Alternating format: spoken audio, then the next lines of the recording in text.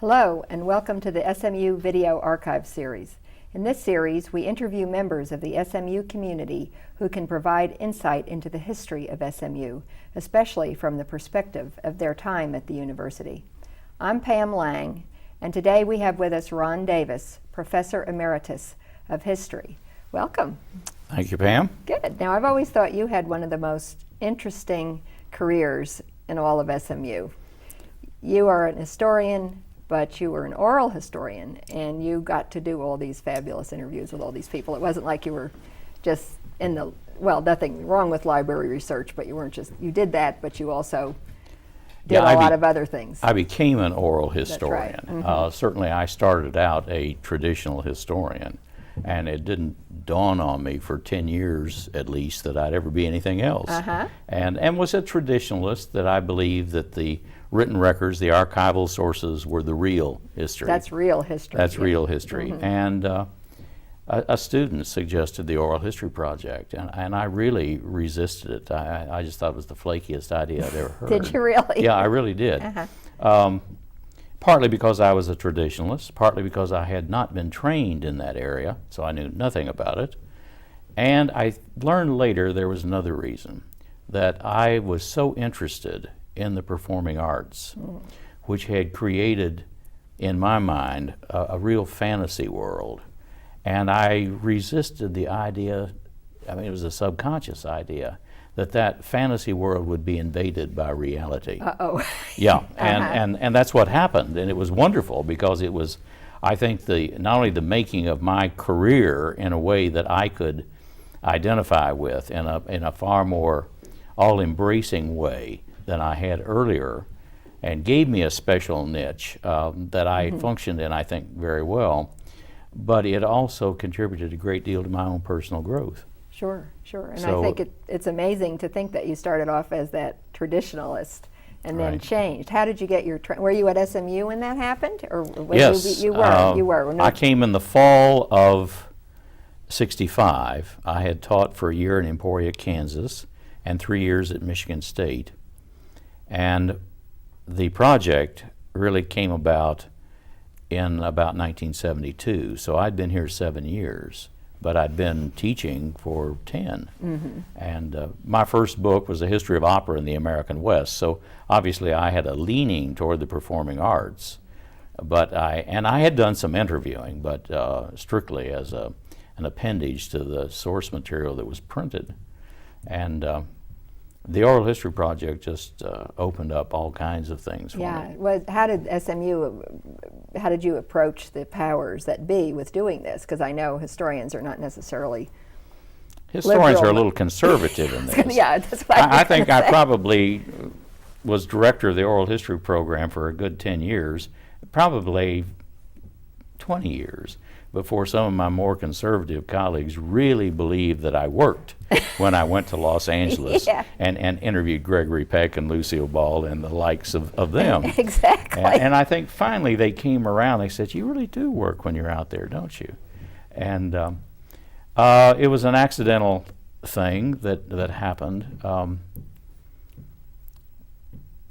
The DeGolyer Library came to SMU right before this.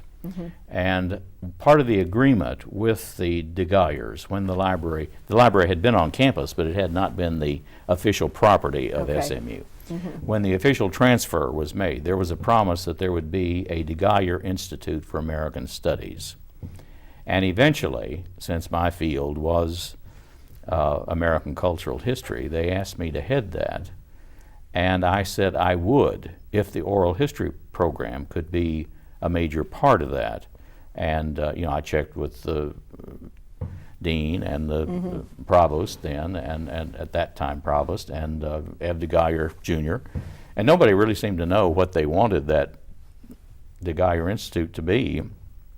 And they seemed to accept the idea that oral history could be a legitimate part of that. So there was a budget there. It was never a particularly large budget, but it was enough that I could have a secretary and a transcriber and make trips to the people, the places that I needed to go to do the interviewing that was needed. It was a great adventure. It certainly was. And what was SMU like in 1965 for a newcomer coming from Michigan State, where there were over 40,000 Yeah. students in 1965 when I left there. Michigan State's campus was beautiful. I loved that. The size of it was, and I'd gone to the University of Texas, so I knew something about big universities, but it was a very impersonal place. Right. I never got to know students. I take that back. I knew one student in the 3 years I was there who simply took all 3 quarters of my course and stopped by my office and walked me to class, and that's how I got to know him. When I came to SMU, I thought I had died and gone to heaven because SMU had an intimate quality about it. It never seemed small time to me. It seemed like a major university, but with a small school atmosphere. I remember very early in my time here, within the first few weeks, they were awarding the Favorite Professor Award,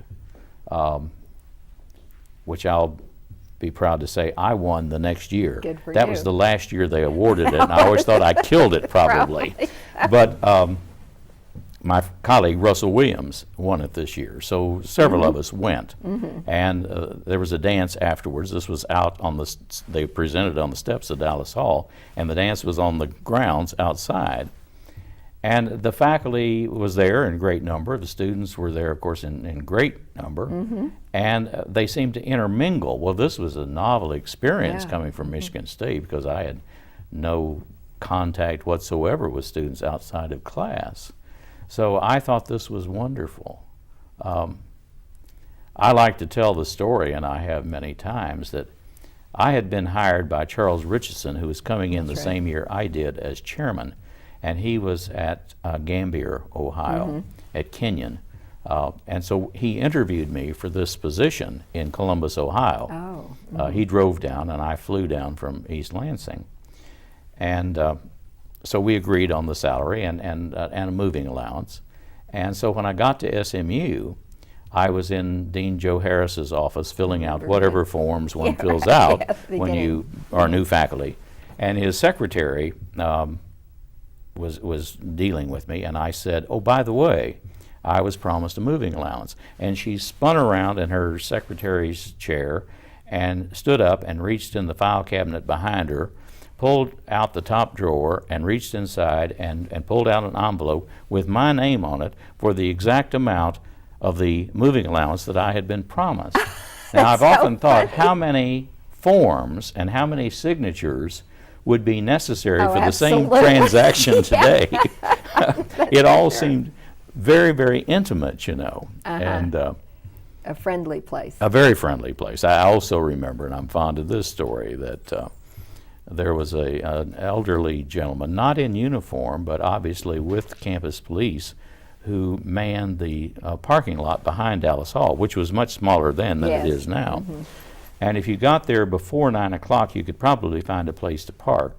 You didn't even have to pay a parking fee. Oh, not that. Yeah. How about that? And if you got there after 9:15, probably you wouldn't find a parking place, but this gentleman was there, and he would say, just double park down here and leave the keys in the car, and when a space clears out, I'll move the car for you. And so I'd come out of my class at probably at 12 o'clock, and he would be standing there, and he'd say, Ron, your car is fifth from the end on the left. Oh, for heaven's sake. It's friendly. Well, you know, there are times when I think back on that, and I think I hallucinated the whole thing because we aren't that intimate anymore. To say the least. Yeah, the Yeah. university certainly has changed. It has, and it's years. interesting why, and I'm not sure why, because the size, student not- body-wise, is It's about not, the same. is but about but that the same culture, size. it really has changed. The whole hasn't it? texture of things is, of course, our whole society has Right. changed, so we're a reflection of that. True, but I think that friendliness between the students and there, in some cases it's still there, but not as it was in some cases, but not the same as it was. I think between the students and the faculty. Of course, I was much, much younger then when I arrived, but, you know, I mean, I knew I could walk across campus and probably know half of the students. That's one reason I was voted favorite professor. It had Yeah, right, nothing to do with my teaching ability. You're just friendly. I was just friendly. You're friendly. But He's a nice guy. you know, and I looked younger, so they could identify That's with right. me pretty easily. That's right. I now walk across the campus and I think, gee, how these people ever get to be so young? Yeah. But it was a different. Was the history department certainly has changed, as the English department has as well. History We have these- department has changed several times. Absolutely. In my time What was here. it like when you started? Was it was Friendly. it a certain friendly and Friendly, everybody good was teachers. Good teachers. Not necessarily a publishing department, for sure. I came with one book in hand and another one already in page proofs. So this gave me Leg up. an edge. And you know, and I think I can say I was kind of the fair-haired boy at that time. Paul Bowler was still right. here. We overlapped 1 year, and he was the publisher of the department. But then he left after my first year. And but very conscientious about teaching, had a good reputation with students. And then we went into a period of disarray after Charles Richardson left, because he had been very much the dictator of the department. Okay. And he ran things. Yeah, he ran everything. And it was a little hard for us. We were a young department in age and experience. And so for us to sort of get our bearings without Big Daddy there was to hard. guide us was something we had to adjust to. And then when Hal Williams came in as chairman, we began becoming much more professional in the publishing sense. And I think the golden age for me was in the years right after Hal came, where we had a wonderful blend of dedicated teachers and active publishers.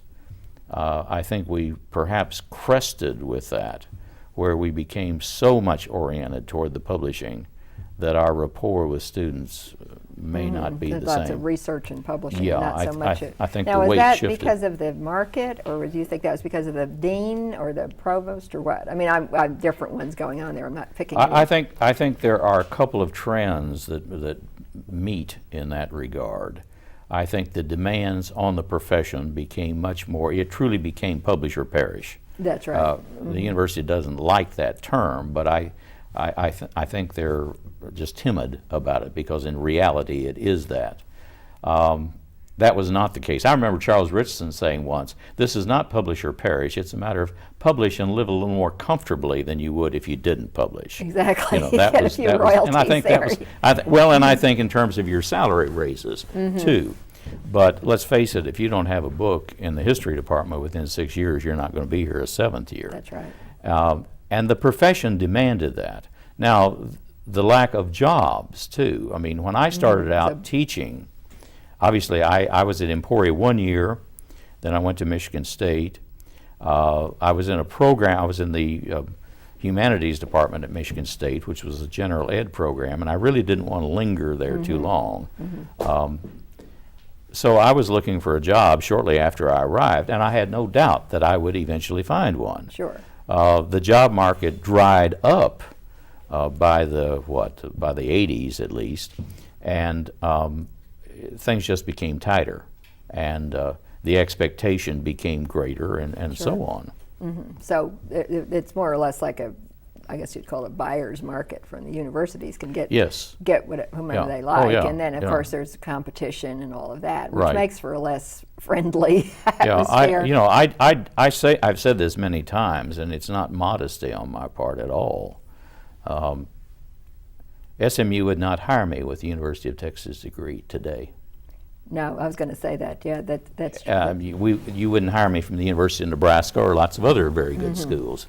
They want Ivy Leaguers and people from Stanford and the University of Chicago and so on. And there are lots of those people looking for jobs, so they can bring those people in. I think that's a limitation.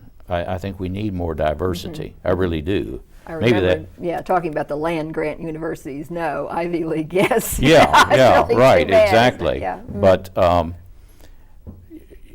at any rate, I think, yes, it is, from the university standpoint, a buyer's market. I still maintain that I want good teaching done at a university, and by getting the tip top in the field, you're not always getting the best teachers, and I think there needs to be more of a balance for sure. How about the, we always want to talk about politics. We talk about faculty members in a group, either on the university level or in a department, and you've weathered quite a few storms, I guess, so you don't need to get personal, but still, it can be kind of hard to coexist when things are changing from one trend to another. You know, I've been retired now. This is my second year, and I still have dreams about faculty meetings, Right. and I even have dreams that I've got to go through PhD qualifying exams Or again. tenure review You know, or something. apparently I'm reviewing my whole life. Oh gosh. I think I weathered campus politics as well as anybody could, and in that regard, I was not a good team member, because I didn't get involved in the politics very much. I had a solid enough publishing track record That's right. You do. that I kind of got out of a lot of committee work and so on. And I think it became widely known that Davis is not a good committee man. Just and leave him didn't, out. He's not and gonna- they didn't want to put up with me. You know, they knew I'd be a pain, and it's just easier to ignore him. And I took advantage of that. You know, I really did. And I could not have written as many books as I've written if I had been saddled with that. And I'm really convinced that committee work, which can be so deadly, can just wear down a person. I've seen some very talented people I thought just eroded with it. And I think if you've got a creative disposition, it can be just deadly for you. So to me, that was always the negative of university life. I loved the teaching, loved the contact with students. I thought they did a lot to keep me fresh and had a great ability at asking me questions about something I thought I knew a lot about, and then trying to answer the question, I decided, well, no, I didn't really know that much about it. And then put you have to go look. Yeah. You had to think things through in a different way, and that I thought was constantly challenging and stimulating and exciting. And my colleagues individually, I found exciting. It's when we got in a group, In a group. that I thought they And became of so course, deadly. all that bureaucracy, and all that, it is Exactly. deadly. There's certain type of people that really like that, but you were very fortunate, though, I think, that you did love to write, and you did write. You didn't have that writer's block that so many academics have. I've known so many, well, I just can't finish my book. I just don't want to write it. I haven't done it. And then, therefore, they're stuck. They have a problem. They might be a good teacher, but their writing is very hard. I never for had them. that problem. good. I was always so excited, probably obnoxiously so. I was be so excited about my project, I assumed the whole world was. And I'm sure at dinner parties and so on, I probably was just obnoxious. But, I always had a great drive to see That's the right, you thing do. through. And in the research, I wanted to know what the next piece of the puzzle was. And all of that was so exciting to me. And yet, to interrupt it and come to a faculty meeting, Yeah. it would take me several hours to just sort of regroup from. One of my saving graces, and the department always kidded me about this, was that I would teach my classes in the morning and go home and take a quick nap, and I'd get up fresh, and it was like starting a whole new day. And I could shuck out a lot of sort of the academic grind away from my mind in the process, and that When was you took that was a nap, so that- clearinghouse, for And then me. you would write after that. Then Is I would that what write you do? after that, yeah. But and I really never felt that there was a conflict between teaching and writing. In fact, when I wrote my 3 volumes of Music in American Life, and my colleagues said, "Oh, you're such a dedicated scholar that you're doing 3 volumes of Music in American Life." That's not quite the way I viewed it. I viewed it as trying to piece together all the things about music that I was interested in and what I would tell my cultural history class if I had unlimited time about this subject. So it was really, I was teaching while I was writing. Right. And so I never saw the conflict, really. You're lucky, I think, and you do have that drive, and you love what you're doing. It's like the Puritan's warrantable calling. You found the right thing for you to do, and you loved it and you were successful. I mean, you can see that you were. It was a just a- passion with me. Right. I'm truly not convinced that every academic should write a book. I just really think that's folly. If you don't have a passion to write a book, I'm not really sure it's worth doing. Going to be pretty dull, don't you think? Well, and there are lots of academics that write books that probably don't reach a market of much more than 200 or 300 people, and those are libraries. That's right. This seems a waste of resources. I'd rather they'd put their energy on teaching. If that's, go where your passion is, has always been my view. And I think I made my career. Now, I had some accidental things that happened along the way, but I took advantage of those opportunities and eventually made my career what I wanted it to be. The glory of university life to me was that there was the latitude to do that. I think some of my stodgy colleagues never quite approved that I was doing research on Hollywood, but I always thought that was their problem and not mine. And I'd like to think that I was good enough at it that they tolerated. They couldn't quite discount me, even though it didn't seem quite cricket to them. But it gave me the latitude to explore, and you know, I thought that's what university life was all about: to explore, expand, deepen, open your horizons as you're opening the horizons of students. It was just a grand journey, and for me it was. Right, and once you get, I know I've done a little oral history too, once you start that process of interviewing those people, it's so wonderful to meet them and in most cases talk to them and find out what they say and what they do, what they think, and to really put, you know, oral history has to be put in a framework of what actually happened, but still it's so fascinating, it's so rewarding, it's so exciting and wonderful, and that you did that. And how many interviews have you done? I mean, you've interviewed Over 500. 500, Yeah, yeah.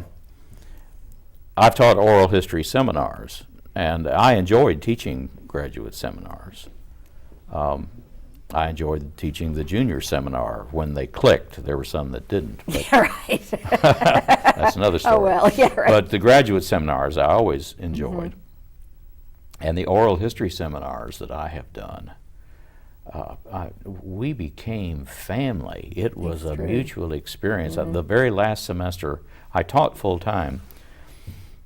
I can't remember whose idea it was, but the department asked me to do an oral history seminar, and I hadn't done that in several years. And I had a wonderful group. The two librarians from the DeGuyer Library even sat in Oh, on the really? class Yeah. and never missed. They loved it. And that class was so exciting. You know, I will occasionally run into one of them yet, and they're still talking about that class, as I would. I mean, it was exciting for me. It was exciting for them. And they were interviewing in areas where I could never have interviewed. I mean, in fields that I couldn't have talked to people at all. But it was something that they were interested in, and it was just a magnetic experience. No, they chose people to interview. Yeah, I They really, unlike other oral history seminars I'd done, I let them pick their topic. Okay. And they did pick, I urged them to pick something that was really very close to them, that would open up horizons, and they did. And boy, oh boy, the results. And all of those were then transcribed, and the interviews are in the DeGuyer Library. So I felt like we were building resource material as well as having this wonderful experience. Yeah, and I think once you've done that, you never forget the people you interviewed. They never forget you. No. We kept up, 20 years later, still know those people or kept up with them. That was just an incredible experience to do that. Well, it is. Once you get over your fear or if Yeah. you just can get rapport with them, and Well- which I didn't keep for very long, but Yeah, I remember worrying about it and have all these questions. Now I don't have any questions as we see, but I used to, of course, when list. I used to. Yeah. I've thought about this so many times. I really consider myself a shy person basically. And how I had the wherewithal to go up and ring Fred Astaire's doorbell Yeah, and how go up did to you do Lucille that? Ball's house. And, I think, how did I do that? I mean, but of course I had my questions, and I Yeah. had it thought through very well in my own mind. I'd done a lot of research. I knew what I was about. And it's like an actor, I think, who can be very shy, but if he's got the play That's right. You know what you're going to do. between the actor and the audience, you have that padding. Well, I had my interview between me and the person in a way, and that was our way of connecting. And it's interesting. After the interview, invariably, almost invariably, the person wants to share something with you. I remember Keenan Wynn took me in to show me his room of memorabilia, and I found myself leaning on his father Ed Wynn's trunk that he had no had kidding. in burlesque days. And several people have shown me their Academy Awards, for example. And there's this bond that Lucille Ball took me out to her workout room to show me pictures that had been taken of her during the making of the film Mame. Oh. And there's this bond that develops, and yeah, in many cases, I some of them have become dear friends. I see them every time I go to L.A., and others, I kept in touch with by mail, and we exchanged Christmas cards and this sort of thing year after year. But you're That's sort of true. taking a part of their life as you leave in that tape recorder. And of course, one of the cardinal rules in oral history is that you don't finish the interview and gather up your equipment and take off. You've got to go through a decompression Sure. period. And if the interview's any good, it has built. You've got the vibes going, and you can't just walk off and leave No. the person all keyed, But it was an experience in terms of human relationships. I think my teaching changed as a result. I really do. I always used a lot of discussion in my classes, but I think I gradually began to listen more and respond to students in a different way. The teaching became more personalized, meaning that I was not afraid to interject my own experiences. Now, I hope I didn't go off the deep end with that. Yeah. One of my colleagues at Michigan State used to cover the material in 10 minutes and then talk about his safari to Africa for the rest of the Exactly. time. I've had teachers like that. Well, I don't think I did that. But, I could respond I wasn't afraid to give personal reactions. And never, I hope, in a dictatorial way. But, this is the way I see it. And that enabled the students to open up more. And I think we interacted more personally. And I became a great believer in that, if it's done well, that make it an experience. I think the longer I taught, the more I was convinced it's not so much the vast body of material that I am transferring to the student that's important. It's the experience of the course. That will stick with them. And encourage them to perhaps continue this on their own. Because let's face it, we only have students at a university That's for right. 4 years. If we're doing our job right, that's the beginning. The real graduation is when they finish school and become their own teachers. Yeah, exactly. Because I think when you can convey, like you're doing now, the excitement that you have still, in everything. So Right. that's to me too. Oh, there's so many. The world is full of a number of things. We can just find this out. I had a student the other day say, "I'm going to do terribly. I don't know anything about this research topic." I said, "Well, that's why it's a research topic. You're going to find out about Yeah, it. That's why you right. should be excited about that, Yeah. not fear it. Why Yeah. would I ask you about what you already know?" Well, there's nothing so exciting, I think, as to see a C student kind of have their first idea, Yeah, and sort Whoa. of think, "Oh my God, I thought of that." That's Yeah. exciting. The A students are wonderful too, but they probably would learn it without you. But maybe you've done something for a lesser student that actually changed their perspective of things, Exactly, and exactly. of perspective on themselves. Which I think is a good thing about SMU, as long as we can have smaller classes and have one-on-one. I mean, we brag about that, but if we get to the point where we have huge lecture classes and things like they have to, This was one of the joys, again, coming from Michigan State. The smallest class I ever taught at Michigan State in this general ed program was 54 students. Oh my gosh. And the reason it was 54 is because that was the number of chairs in the that room. Yeah, exactly. You know, I taught a lecture class of 325 and that sort of thing.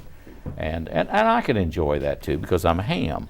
But I'm not sure I think that's serious teaching.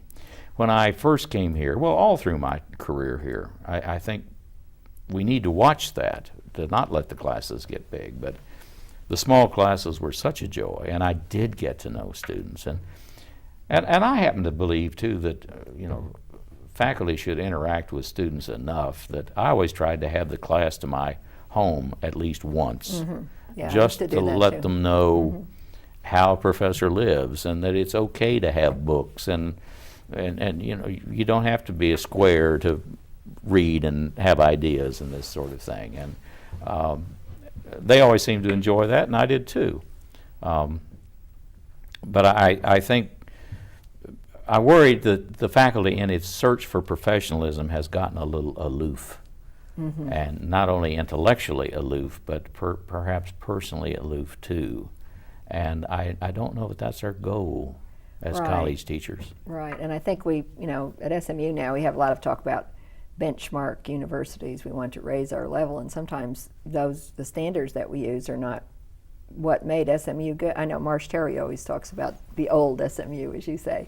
That was it's a good place. It's a good place. It doesn't need to be mediocre in its attempt to copy something that we're not. Well, I've been around SMU long enough to have seen several new SMUs Exactly. hailed. Every time we have a new change of an administration, we have to have a new SMU. And Exactly. I resent, maybe this is because I'm a historian, but I resent having to negate everything that's come before. It strikes me as not very healthy. I'd rather see a continuum. There was a lot about the old SMU that was very good.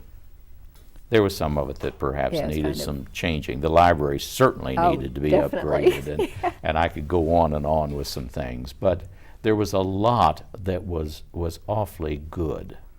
And I had another thought. One of my pet gripes, I have to get this in, is that I really am sickened when I still will hear comments about our goal being to make SMU the Harvard of the Southwest. Me too. I really think we need to concentrate on being the SMU of Dallas. And say that with pride, because we have a lot that Harvard doesn't have. We have some advantages, and I think anytime you try to imitate, you're going to be second rate by definition. You simply put yourself in that category. We should be unique. And probably I thought SMU was a little more unique when I came than when I left. And there's also an inferiority complex built right. in there. If you consider yourself the Harvard of the Southwest, there's that inferiority complex always there. I never saw any reason for that.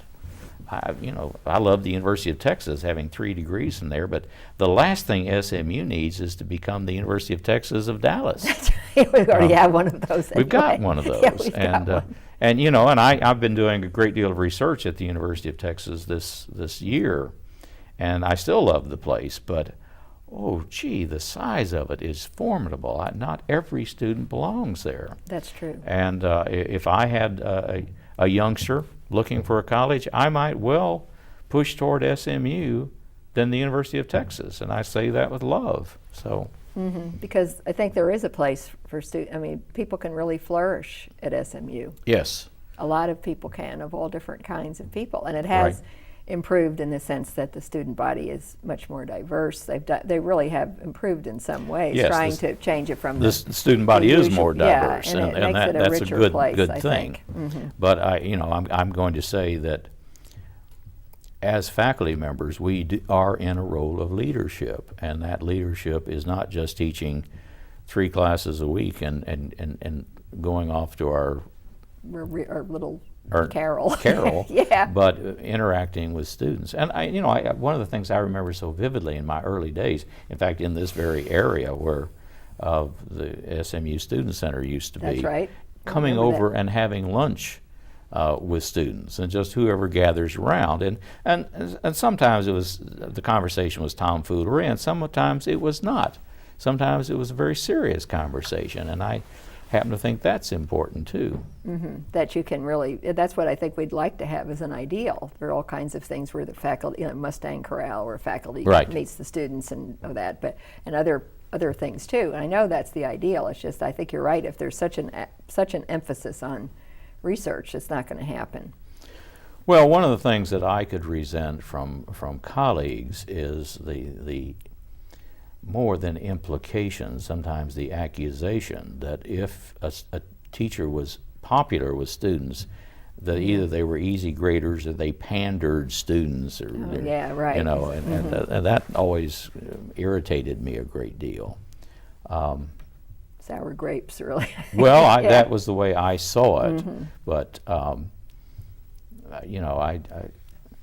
I don't know. Of course, I must say I always saw SMU as a liberal arts institution first and foremost. Again, I worry that maybe, despite my love for the arts, we've gone too much toward the art school becoming a conservatory and the business school becoming, you're right, a world unto itself. And we've lost some things. When I first came, of course, SMU had just instituted the year before I came, University College. Right. And I taught my first year only here in the humanities course, which I must say I didn't enjoy because it was primarily Western civilization, and I was an American historian. I can remember teaching Thomas Aquinas. And Well, I taught one of those too. I taught something about the French Enlightenment, the Enlightenment, Right. and I had to study so hard because I knew very little. Well, I had studied this pretty Yeah, I was hard, saying- but I found yeah. myself contradicting myself in class, and the poor students were so confused they didn't even know I was contradicting myself. And I thought, I can still remember this reading doesn't those. quite work. But as I look back on that, kind of fun. I regret that we don't have a general ed program for students, because I Like the Western Civ or whatever. Yeah, you call it. I Yeah, they mean, really don't have anything like that. either but- a world history class or a Western Civ It class helps. or whatever as an orientation. I just think that's part of an educated person's duty Yeah, I think to we learn. didn't use world literature and world history. We Right. had to take it; they were required, and Right. it was useful. I can Yeah. still remember Yeah, those yeah. classes, and it was most useful. Yeah. But we don't have anything like that. No, I mean that gradually just dried up, Mm-hmm. and there was nothing. Now, if we want to get on the curriculum, Well, why not? Let's talk all about right. Let's the talk about the curriculum. well. I've seen many revisions of the curriculum Yes, since we I've have. been at SMU, Uh-huh. and I'll make the generalization that I felt that every revision was one step down from where we were the time before. I don't even like the history major at this point. So I don't know. I realize there are no perfect worlds, but Why do you think that is? We try because it always seems it's almost though cyclical that we do one thing and then oh boy, here we go again. Several years later, the same thing. I can remember that we go from one kind of thing to another, and then we come back to another. But you think it's diminished the whole time? It's a downward well, that would be my trajectory. feeling, is that it has diminished each time. I think a lot of it, now this is not going to be a popular view, faculty members are very spoiled. We're very protected, Oh, and once we get tenure, we're in a position like probably no other segment of our society, and we all want to teach our specialty. I certainly did. Certainly, you don't want to. Yeah. But on the other hand, we've got a student body that is coming to us pretty green, Pretty. and they don't know a lot of things that probably, if we were honest, we'd say they need to know. Well, who's teaching them that? And the general courses. Now, granted, I didn't teach the U.S. Survey course probably for the last 15 years of my teaching. There was a time when I said I always wanted to teach it. But I didn't. I was teaching my specialty. Right. After a while, you don't have to do Right. that. But I think those general courses are not to be slighted. And they need to be in the hands of really good teachers, just not the newcomers or adjunct faculty or Which is what pieced together in some way. So I think we need to take those courses more seriously. That's probably where the big education, at least the foundation of the education, is coming from. So I think in our search for careerism, once again, I guess the pitch of all of this is that we're forgetting the student. And the student they are our customers. Right. And then just from a standpoint of my view of society, I truly worry that we're not educating. And the world crisis we're in right now suggests that we need to be an educated populace. Absolutely, because if you're not, you don't know a thing. You don't even know where Iraq is or wherever country we happen to be. Exactly. at Well, odds as with. excited as I was when I was talking about oral history and teaching oral history seminars a moment ago, if you said, well, now, would you rather take an oral history seminar or a basic course? They need those basic courses. That's the most important. The oral history seminar is the cherry on top. Yeah, exactly. And I don't know how many cherries on top you can have and have something of substance. Because I think you do, and the other thing is they're always worrying about retention. If you don't, and they want to get good students, better students, higher SATs, and if those beginning courses aren't exciting and taught well, why would they even bother? They don't like it here. They want to go somewhere else. And we don't keep the people that we want to keep. That often happens. Again, I am not a great believer in big classes, but I will say this. At the University of Texas, the only science that I ever loved, because science was not my thing, No. was introductory geology, and I was in a class of 350 for Wow. 2 semesters. But in each case, and there were 2 different professors, those professors were so magnetic Right. you that can- I did not feel the size of that class. So it can be done, but you have to be very selective. I can't imagine a really bum teacher with 350 students. I think that would be pretty that would be deadly. pretty. But these people were, I even thought of being a geology major for a brief time. It Did was you that really? good. It was that good. Oh yeah, Must have been it was just just terrific. exciting. But I obviously I have a vested interest in thinking this, but no course is any better than the teacher. And so in hiring, I say your first consideration must be classroom performance, and hope that there's some good research that's going to come along with that. So that you would be, a lot of people say, well, we wouldn't even hire you if you don't have a book, if you don't have a research track record, and they don't really test the teaching. They'll come and do a lecture or something, but they don't. I could well even care imagine if about I it. were a dean giving tenure to a really superlative teacher who hadn't published anything.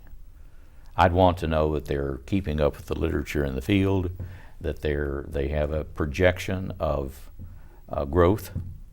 That's another of my complaints, and that is that as we're renewing contracts and as we're granting tenure, it's almost have you jump through certain hoops. What I think the real question is, what is the potential for growth in this faculty member? There are some people that have a book and have written the same book several times. Exactly. And in my opinion, haven't grown much. And I don't know that I find that particularly impressive. There's some people that have published less who are growing, and to me, that's an important issue. I always took the position in class that if I wasn't learning anything, probably no one else was either. And so I'd want to know if the faculty member is open to growth. Right, and I've heard a lot of people say, well, it's difficult to quantify that, difficult to quantify You're right. teaching, and there's so many, if the politics gets involved or style clashes or some other thing gets involved, then nobody even really pays attention to the teaching or knows how to say whether it's good or bad. I agree with that. It puts more of a burden on the people making the decisions. But I think we're copping out by expecting, well, 1 book for contract renewal, 2 books for tenure. Well, any fool can make 2 checks. That's not requiring much of us. Are we so limp in our thinking that we can't make a few more discerning judgments than that? And It's interesting, isn't it, when you say, what do you think about the history of tenure? Do you think it's going to last? A lot of people are close, you know. I think probably the longer I was in academics, the more I was against tenure.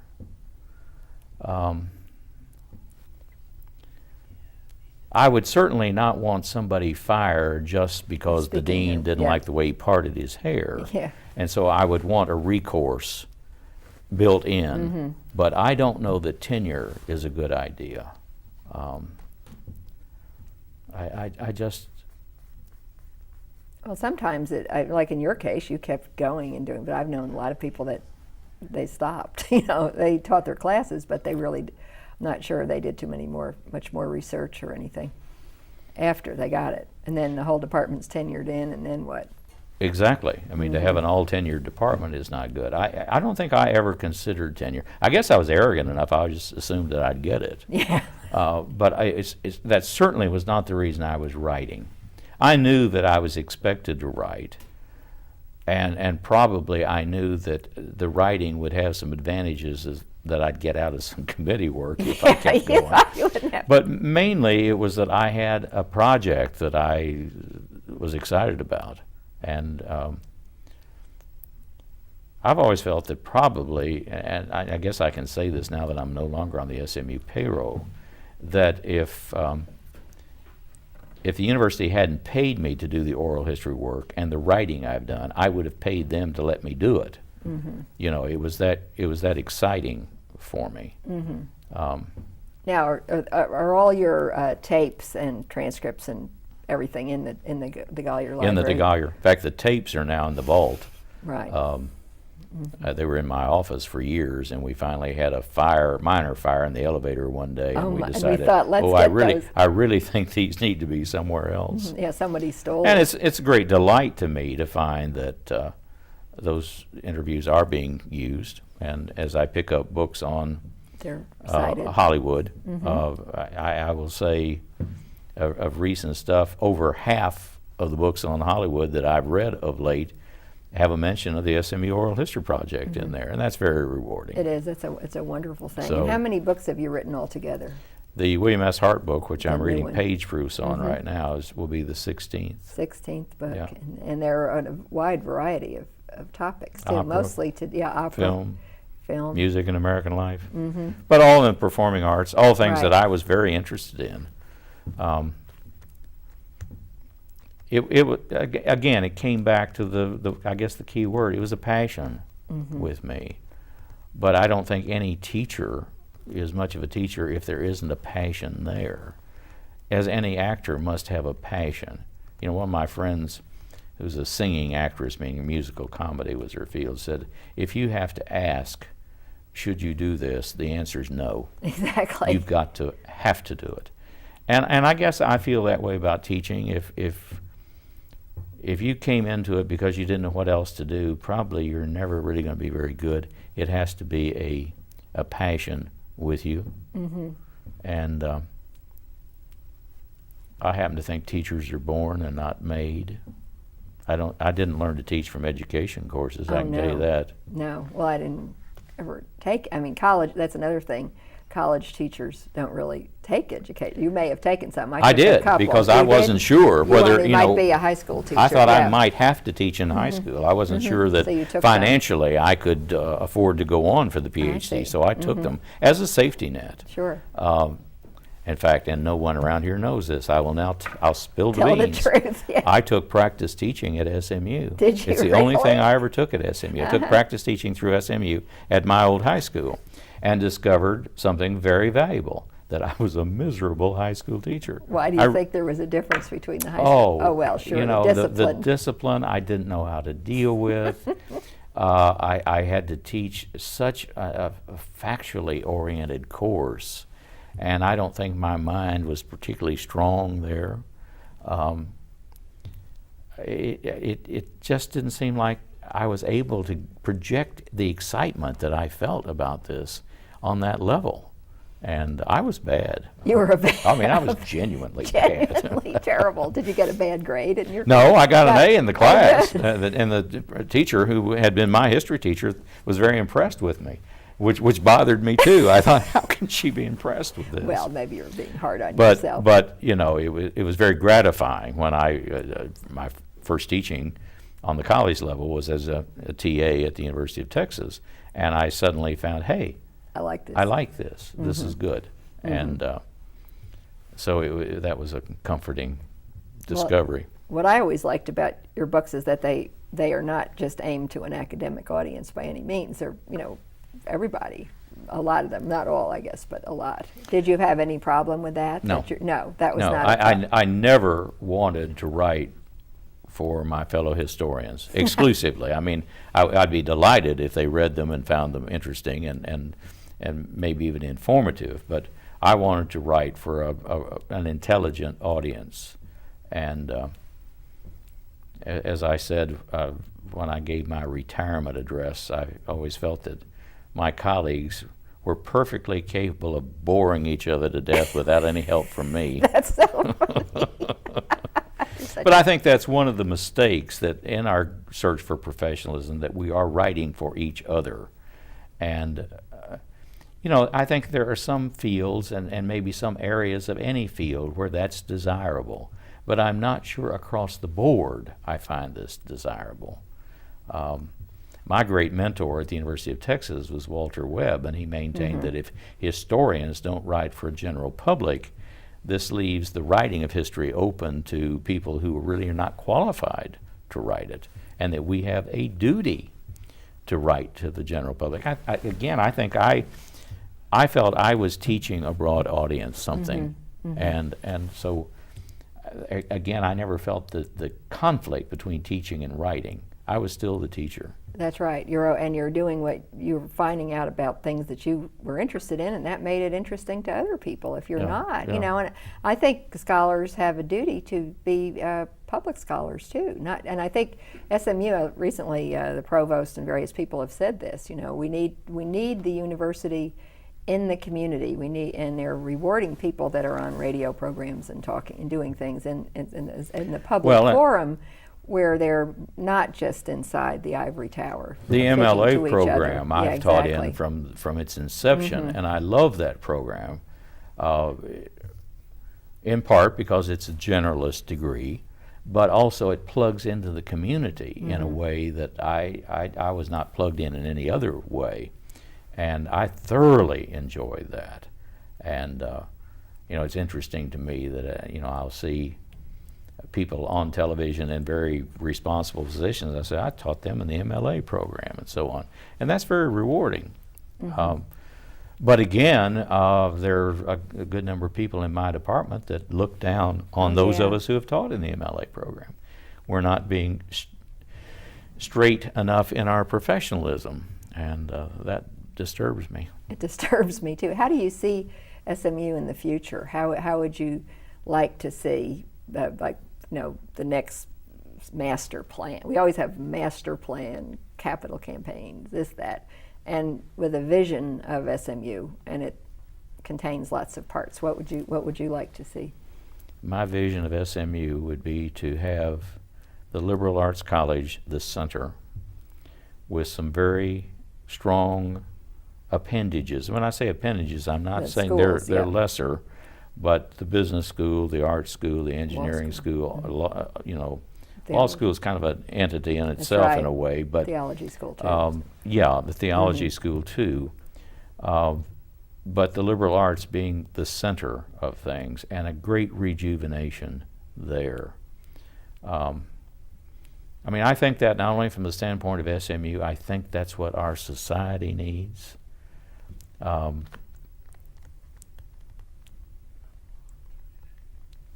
And I would certainly emphasize the teaching more. Let's go back to that. As I say, we've crested. We've gone too far in narrow professionalism. Those would be my two major things. Recruit good students, but not be afraid to work with some lesser students, because they may surprise you. Some of my most rewarding students have not been A students, and yet I think maybe I lifted them a notch or two, and we bonded in that regard. So I would look for faculty that could teach, had a dynamic personality. You know, it doesn't seem to be very fashionable these days in interviewing candidates to let personality play in. Personality does play in. Certainly does. It plays into workability in terms of the harmony of the department.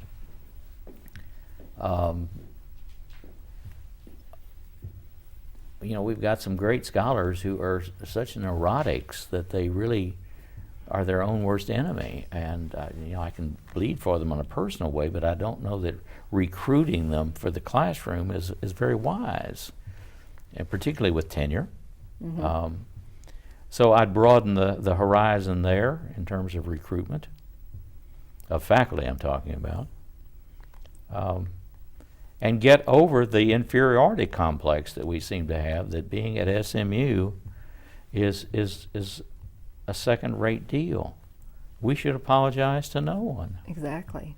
I think that's somehow even part of Dallas, that, oh, well, we is. have to import something Yeah. because we Yeah. aren't good enough. But we are good enough. It's a wonderful. Yeah, well, Dallas has always wanted to be Little New York, and that's the same syndrome. I mean, SMU does mirror Dallas in a lot of ways. And I grew up in Dallas, and so I have That's an true. affection for this city. But that's one of our problems. And Dallas needs to reinvent itself about every 10 or 15 years. And SMU seems to feel the need to do that too.